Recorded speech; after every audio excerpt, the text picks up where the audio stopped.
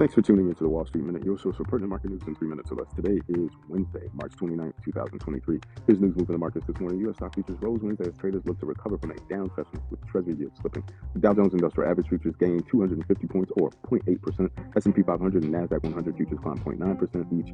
And Lululemon shares popped 14% in the pre-market after their athletic brand apparel retailer beat the Wall Street estimates for an adjusted earnings and revenue. Meanwhile, Micron shares climbed more than 2% after the chipmaker posted its fiscal second quarter figures. The benchmark 10-year Treasury note dipped to 3.54%, and the short-term 2-year rate slipped to 4.5%. Those declines come a day after both yields advanced, putting pressure on the broader stock market. The major averages fell Tuesday, as some investors worried that higher interest rates could tip the economy into a recession, even as Wall Street tried to move past this month's regional banking crisis.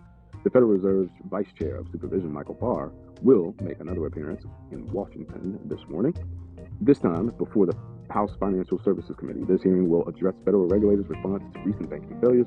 On the economic front, traders are awaiting the latest pending home sales data, which is set to be released Wednesday around 10:30 a.m. Eastern Standard Time. Economists polled by the Dow Jones forecast a decline of 3% in February, down from a rise of 8.1% in the previous month. Meanwhile, European stock markets were upbeat early Wednesday, with the Pan-Regional Stock 600 Index up 0.5% at 8:20 a.m. London time, and then France's CAC 40 was up about 0.65%, and Germany's DAX up about 0.42%, and the UK's FTSE 100 up by 0.26%. Banks extended the session's gains, climbing about 0.5% overall. And that's news moving the markets this morning. Thanks for listening, and happy trading.